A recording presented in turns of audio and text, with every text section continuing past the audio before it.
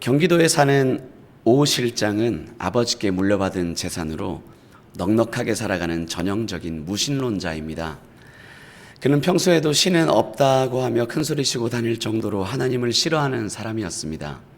그러던 어느 날 강원도로 출장을 가던 중에 빗길에 차가 미끄러져서 가드레일을 받게 되었고 그만 자신의 차가 낭떠러지 아래로 떨어질 뻔한 위기에 처하게 되었습니다. 그 순간 오 실장이 외쳤습니다. 오 하나님, 이번만 살려주신다면 제가 가진 전부를 하나님께 내어놓겠습니다. 그렇게 서원하던 순간 때마침 구조 차량이 자신을 구하러 왔고 무사히 살아 돌아올 수 있었습니다. 오 실장은 이것을 계기로 교회에 한 달 반짝 나가게 되었으나 자신의 전 재산을 바치겠다는 약속은 온데간데 없이 사라져 버렸습니다. 어디서 많이 들어보았던 이야기들이죠. 인류 역사를 살펴볼 때 인간은 자신이 곤경에 처했을 때 구원해 달라고 기도하면서 하나님께 서원을 해왔으며 하나님께서 자신을 구해 주신다면 무엇이든 하겠다고 약속을 해온 사람들 또한 부지기수였음을 알 수 있습니다. 죽음에 직면하면 심지어 무신론자들도 기도하는 것을 볼 수 있는데요. 성경에도 이런 상황에서 서원하는 사람들이 꽤 많았습니다. 형을 피해서 도망쳤던 야곱은 하나님께서 자신을 안전하게 집으로 인도해 주시면 재산의 11조를 드린다고 했으며 이스라엘 백성은 가나안 사람들에게 패배한 후에 적의 도시들을 완전히 멸망시키겠다고 맹세하고 서원하기도 하죠. 요나는 살려달라고 물고기 뱃속에서 서원을 하기도 했지 않습니까? 서원은 이처럼 주로 위기의 순간에 이루어지는 것을 봅니다. 그렇게 인생의 위기가 끝나고 나면 불필요해 보일 수도 있고 서원한 사람은 그것을 잊어버리거나 부분적으로만 이행하려는 유혹을 받을 수 있습니다. 하지만 서원은 이렇게 위기의 순간에만 드리는 것이 아니지요. 서원은 레위기 7장을 보시면 화목제사의 한 부분임을 알 수 있습니다. 하나님과 더 가깝게 하기 위하여 드리는 제사가 서원제사였는데요. 이런 서원제사는 화목제사의 특징처럼 율법으로 규정되었다기보다는 기본적으로 개인적인 결심과 자원하는 마음에 기초한 제사가 서원제입니다. 그래서 자기 자신이 좀 이것이 옳지 않다고 해서 미뤄버리거나 혹은 내가 드리고 싶지 않다고 하는 유혹을 받기 쉬운 부분이 자원하는 마음으로 드리는 제사이기 때문에 그 영향을 받는 것 같습니다. 그렇게 이러한 유혹이 있을 수 있음에도 불구하고 개인이 스스로 서원을 결정할 수 있는 자유가 있음에도 불구하고 서원을 하는 순간에는 그 서원은 반드시 지켜져야 합니다. 왜냐하면 서원은 거룩하신 하나님을 향한 인간의 약속이자 제사이기 때문입니다. 이 서원의 첫 마음을 지키는 것은 다짐한 순간과 이행하는 사이의 간격이 커질수록 더욱 지키기가 어려운데요. 그렇기에 서원의 이행을 위해서 마음을 지키는 것이 무엇보다 중요했습니다.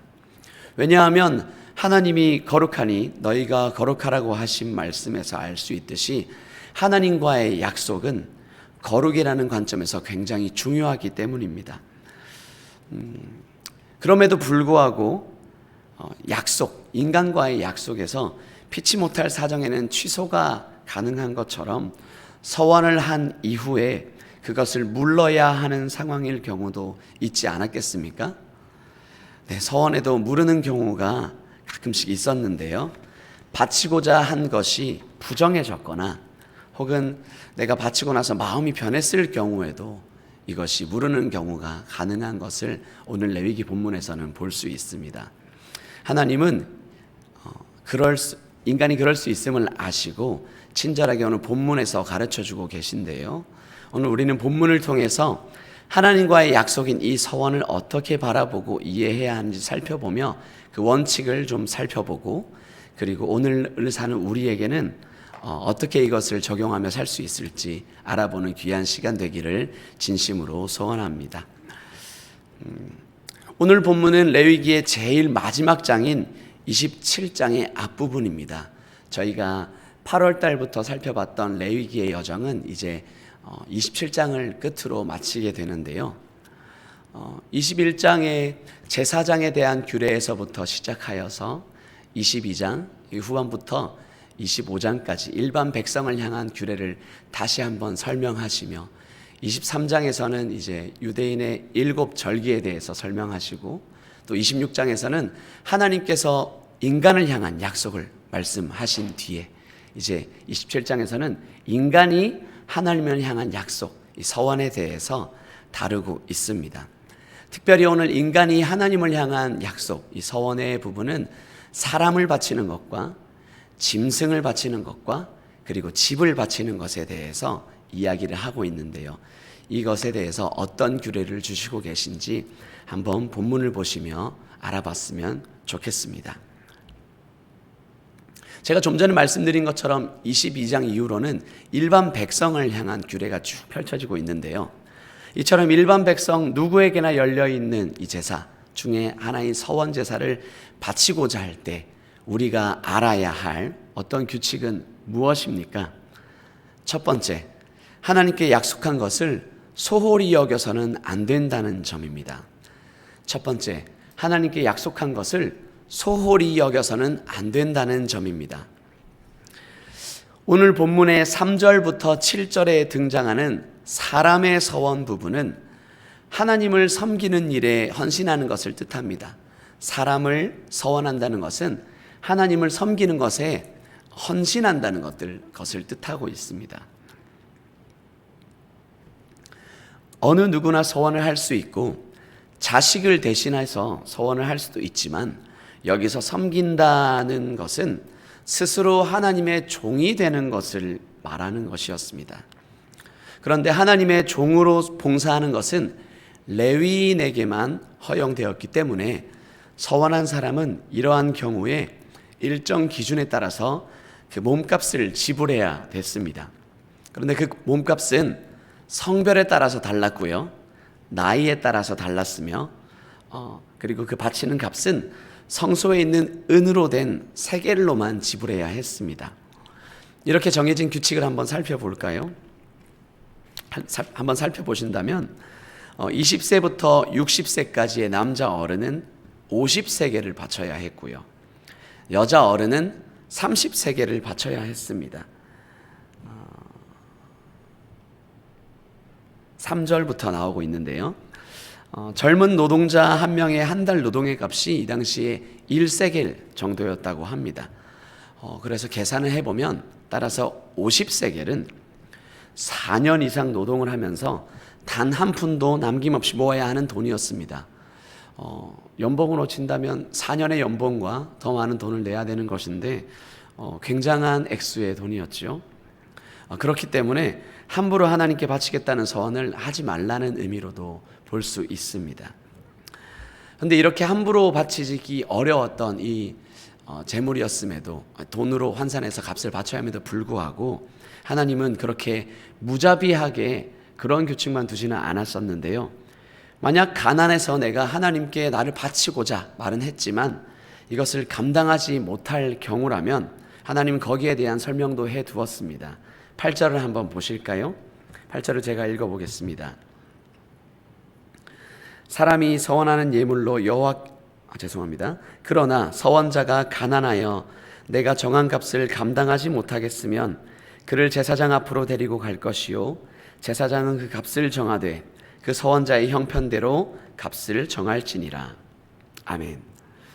이렇게 엄격하게 주어진 율법이지만 현실적으로 가난한 사람들의 형편을 고려하고 배려하는 유연성도 있음을 알 수 있습니다. 이처럼 하나님께 중요한 것은 얼마를 바쳤다, 어느 돈을 바쳤다 이것보다 이 기준들은 사실 노동력의 가치에서 좀 값이 매겨졌었는데요. 그런 것을 다 떠나서 중요한 것은 서원하는 사람 그 자체였습니다. 이 사람의 출신이나 이 사람이 얼마나 할 수 있느냐 보다도 이 서원하는 사람의 그 자체를 하나님은 받고자 하셨습니다. 그렇기에 하나님은 서원에 매이지 않도록 길도 열어두신 것이지요. 그럼에도 불구하고 하나님은 당시의 노예 가격, 출애굽기 21장을 보면 모세 당시의 노예 가격을 볼 수 있는데 이때가 은 30임을 볼 수 있습니다. 그 당시의 노예 가격보다 훨씬 높게 서원자의 생명값을 정해 주셨습니다. 다시 한번 말씀드리지만 함부로 서원하는 우를 범하지 말라는 것과 같습니다. 이렇게 하나님의 신실하심을 믿는 백성들은 그 말과 행위에 있어서 신실해야 합니다. 하나님 앞에서 약속하는 것이지 친구와 약속하는 것이 아님을 알아야 한다는 것이죠. 마치 광자야, 밥 먹을래?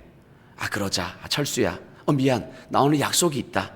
이런 투에 밥 먹는 약속이 아닌 것임을 알 수 있지 않습니까?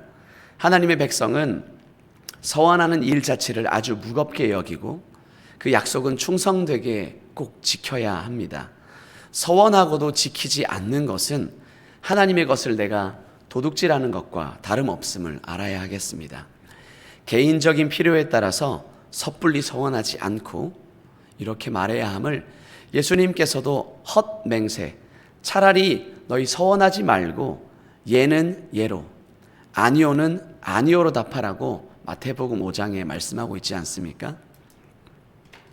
이처럼 하나님과의 약속을 소홀히 여겨서 안 되는 좋은 예는 사무엘상 1장에서 자녀가 없어 번민하던 한나의 이야기를 들 수 있겠습니다.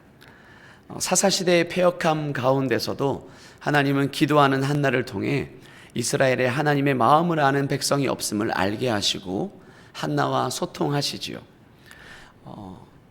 한나는 하나님과 소통하는 중에 하나님의 마음을 알고 하나님께 이 하나님의 마음을 아는 백성이 없음을 깨달으며 자신의 아들을 낳게 되면 하나님께 바치겠다고 서원하지 않습니까?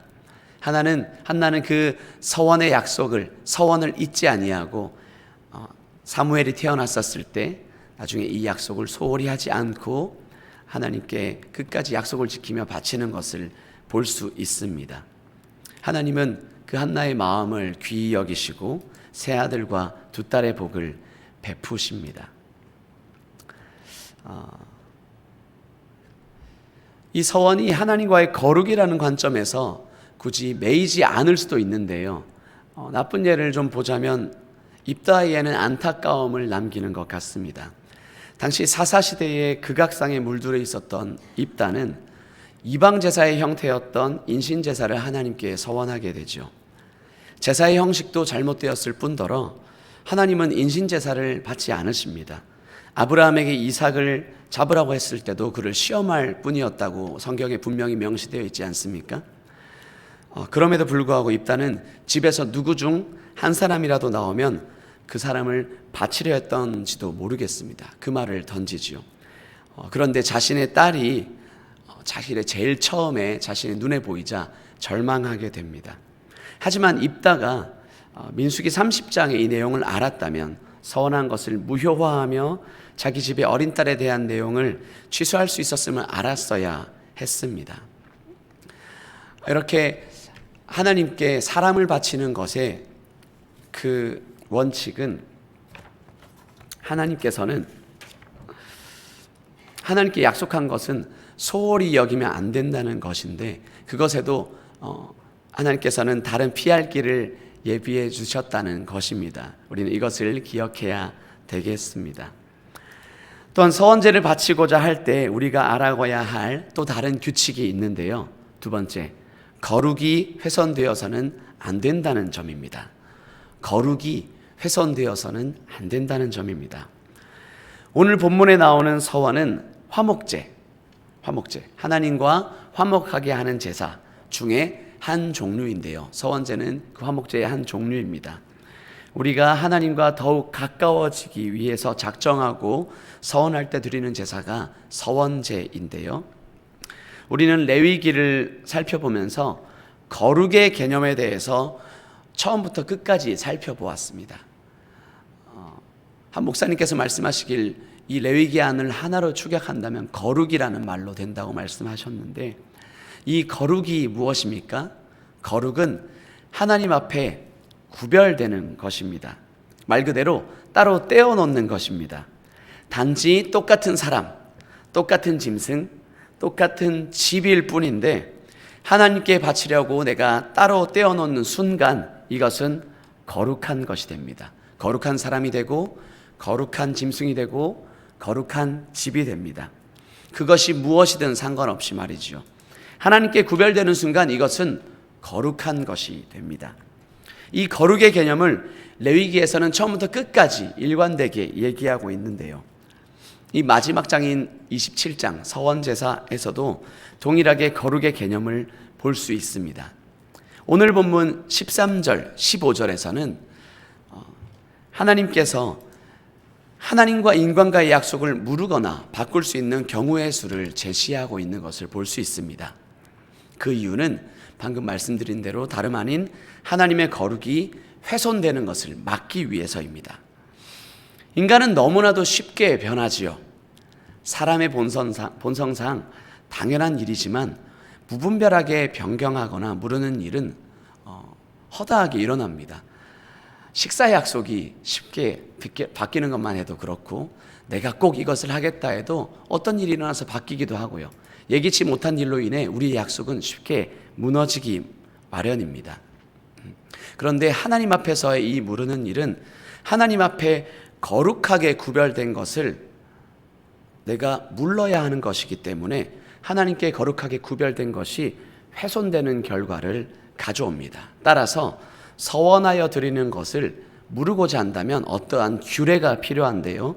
하나님께 드릴 것을 온전히 시행하기 위해서 이러한 규정을 준 것이라고 볼 수 있습니다. 오늘 본문 9절에서 12절을 저희가 한번 읽어보면서 이것의 경우를 한번 살펴보도록 하겠습니다. 9절 읽도록 하겠습니다. 사람이 서원하는 예물로 여호와께 드리는 것이 가축이면 여호와께 드릴 때는 다 거룩하니 그것을 변경하여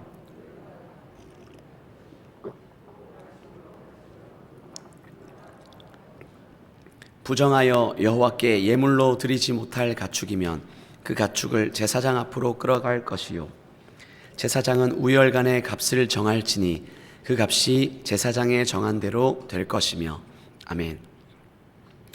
어떤 사람이 하나님께 짐승을 드리기로 서원했을 경우 정결한 짐승의 경우는 결코 바꿀 수 없었다고 명시되어 있죠. 다만 부정한 짐승은 대체해서 값으로 드려야 한다고 명시되어 있습니다. 하나님께 내가 드리겠노라 결단할 때와 실제 드릴 때 마음이 달라질 수 있는 것은 사람의 본성상 그럴 수도 있겠지만 시간이 지나 하나님께 서원할 때 마음이 사라져서 아까운 마음이 들었을지라도 하나님은 처음 서원한 것을 잘 지킬 것을 요구합니다. 구별한 짐승이 무분별하게 바뀜으로 인해서 거룩이 훼손되는 것을 막기 위함입니다. 하나님께 이미 내가 드리고자 작정했을 때 이것은 거룩으로 하나님께 드려진 것입니다. 이를 위해 하나님은 정결한 짐승은 어떤 경우에도 변경하지 못한다고 말을 합니다. 10절에 우열간 바꿀 수 없다라는 말을 나오는데요. 이 말은 우리가 두 가지로 해석해 볼 수 있겠습니다. 첫 번째, 짐승의 질이 비교적 나쁜 것을 내가 서원했다 할지라도 이제 바칠 때 더 좋은 것을 드리고 싶다 이런 마음이 생겼을 경우인데요. 하나님이 이것도 금지되고 변경하지 못하게 하였습니다. 두 번째로 내가 반대로 짐승의 질이 좋은 것을 서원한 이후에 바칠 때 내가 더 좋지 않은 것으로 바치겠다 하는 악한 의도로 이것을 바꾸고자 할 때에는 실제로 이것을 제물로 바꾸어서 드리고자 한다고 한다면 이것도 여기 보시면 가축으로 가축을 바꾸면 둘 다 거룩할 것이며 에서 나오는 것처럼 이 바꾸고자 하는 짐승까지 거룩해진다고 합니다. 무슨 말이죠? 이 둘 다 바쳐야 됨을 뜻합니다. 또한 11절에서 13절을 보시면은 예물로 드리는 짐승이 부정하게 되었을 경우에는 제물로 드리지 못하니 대체해서 드려야 하는 필요에 따라서 제사장이 값을 정해서 서원자는 그 값대로 하나님께 드리라고 합니다.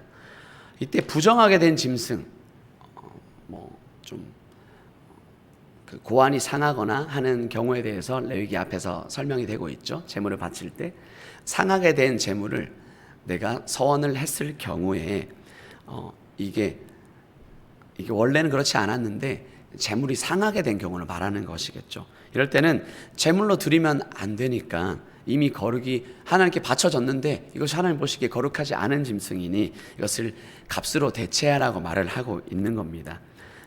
여기에 원래 그 가격에 5분의 1을 더해서 더 바치라고 합니다. 이것조차 하나님은 거룩이 훼손되는 것을 막기 위해서 이것을 조치해 놓은 것을 볼 수 있습니다.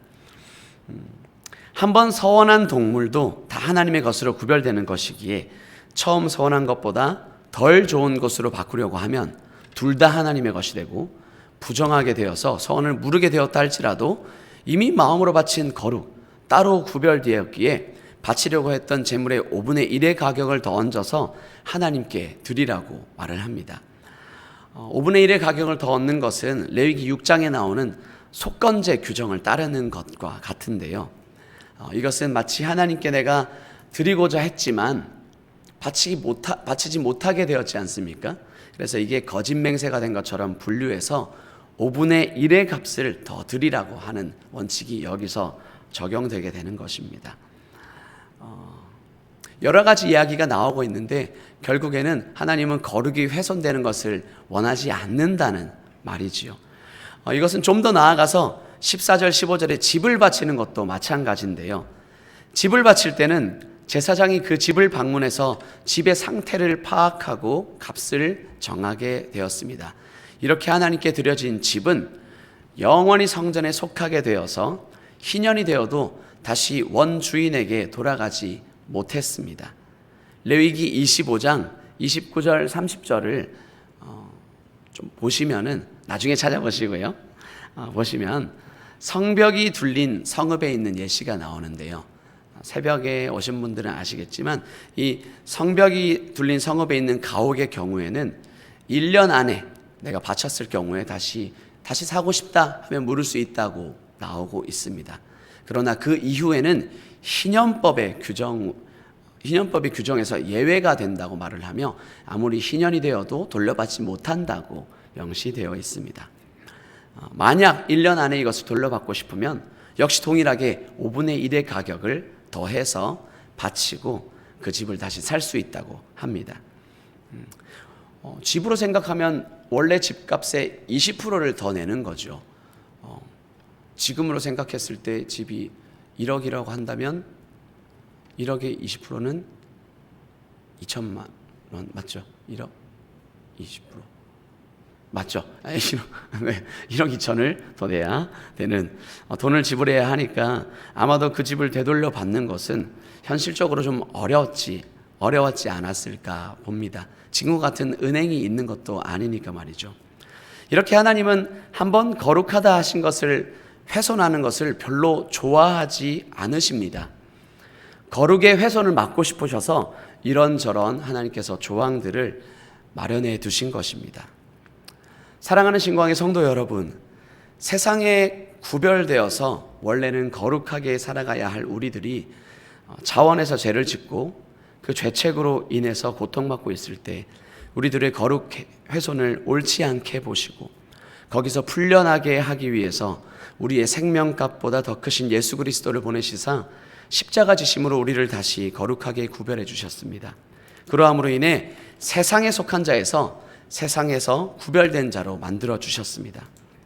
하나님의 형상인 우리의 거룩이 훼손되지 않게 하시고자 십자가 예수 그리스도로 말미암아 구별되는 자의 삶으로 불러주셨습니다. 하나님께서는 내가 거룩하니 너희도 거룩하라 말씀하십니다. 세상과 구별된 자로서 서원제를 바치고자 할 때 우리가 알아야 할 또 다른 규칙은 무엇입니까? 세 번째, 하나님이 기쁘게 받으심이 되도록 바쳐야 한다는 것입니다.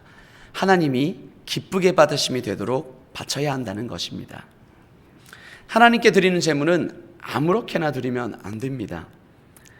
아무리 내가 서원을 했다고 자원해서 드린다고 할지라도 하나님께서 기쁘시게 받으시는 제물이 되려면 결코 그것이 기계적이거나 요식 행위로 하는 것이어서는 안 됩니다.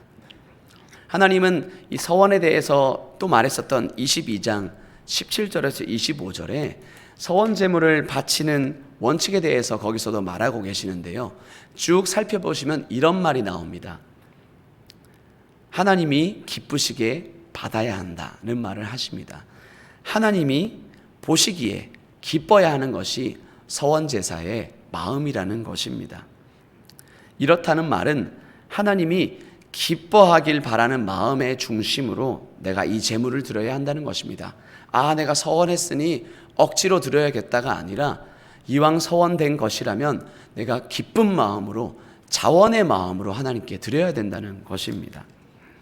하나님께서 사무엘에게 사울 대신에 기름 부을 왕을 찾으러 가라고 이새의 집으로 보내셨을 때 장남 엘리압을 보고 오 하나님, 기름 부을 자가 저기 있군요 마음을 먹자 하나님께서 그의 용모와 키를 보지 말라. 내가 보는 것은 사람과 같지 아니하니 사람은 외모를 보거니와 나 여호와는 중심을 보느니라 하셨던 것을 기억했으면 좋겠습니다. 이 일반 백성들이 참여하는 서원제, 즉 화목제 제사 안의 서원제는 하나님께서 이 원칙을 가르쳐 주심으로써 마음이 가장 중요한 것임을 알려주고자 하셨습니다. 이 마음에 대해서 팀 켈러 목사님의 오늘을 사는 잠언에 나오는 서원에 대한 예시는 오늘을 사는 우리의 현실 속의 서원에 대해서 좀 살펴볼 수 있는 단초를 보여주는데요. 한 농부가 목사님에게 자신의 소가 뜻밖의 송아지를 쌍으로 낳았다면서 나중에 팔아서 한 마리의 값을 교회에 내겠다고 말했다고 합니다. 그런데 몇 주 후에 이렇게 알려왔습니다. 목사님, 죄송하지만 주님의 송아지가 죽었습니다. 믿음이 없는 사람들에게 죽은 쪽은 항상 주님의 송아지입니다. 하지만 자신이 서원한 대로 살아있는 송아지를 바치는 사람은 갑절의 은혜를 체험하겠지요. 그 은혜를 체험하지 못하는 사람은 죽은 송아지가 항상 주님의 송아지이기 때문입니다. 그러나 주님의 송아지는 결코 죽지 않죠. 자신이 애초에 서원한 것을 변개했을 뿐입니다. 이렇게 드리는 자가 하나님이 기뻐하기를 바라는 마음으로 바치지 않는다면 이는 껍질만 드리는 제사가 되겠습니다. 서원 제물은 목적이 어떠하든지 먼저 그 마음에 작정한 후에 하나님께 제물을 드리게 됩니다. 그러므로 제물을 드리기에 앞서서 중요한 것은 그 마음에 작정하는 것이 중요합니다. 제물을 드리는 것은 마음에 작정한 것을 그대로 이행하는 것이죠.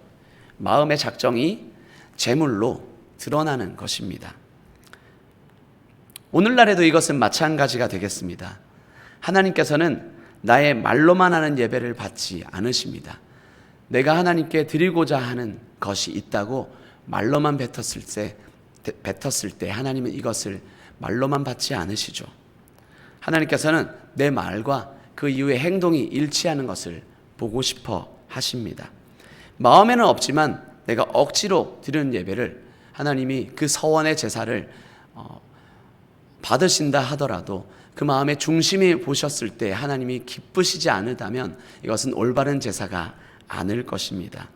온전한 예배는 마음에 작정하는 바, 즉 말과 행동이 일치하는 예배, 그것이 일치하는 제사가 하나님이 기뻐하는 제사가 되겠습니다.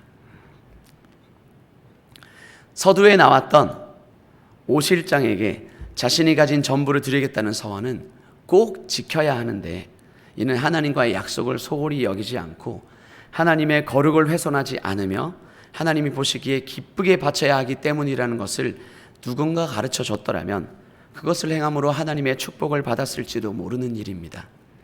현대를 살아가는 우리가 제물, 이 양과 소를 직접 바치지는 않지만 예수 그리스도를 통해서 그 원칙과 원리는 우리가 가져올 수 있습니다. 사랑하는 신광의 성도 여러분, 크신 하나님을 향한 첫사랑과 첫 다짐을 잊지 맙시다. 내가 하나님께 하고자 했던 것, 나의 다짐을 잊지 않았으면 좋겠습니다. 내가 서원할 때의 절박한 마음과 서원이 이루어졌을 때의 느슨한 마음, 사이 간극을 좁히려면 우리는 하나님께 순종해야 하겠습니다. 마음이 허락한 만큼이 진실한 것이 아니라 여러분, 약속을 지키는 것이 우리를 진실하게 만듭니다. 하나님은 그 진실을 보실 것입니다. 성급한 서원이 아니라 처음 다짐했던 그 서원을 내가 다잡으며 그것이 거룩하신 하나님께 드리는 우리의 산제사임을 기억했으면 좋겠습니다. 그런 은혜가 우리에게 있기를 진심으로 소망합니다. 함께 기도하겠습니다.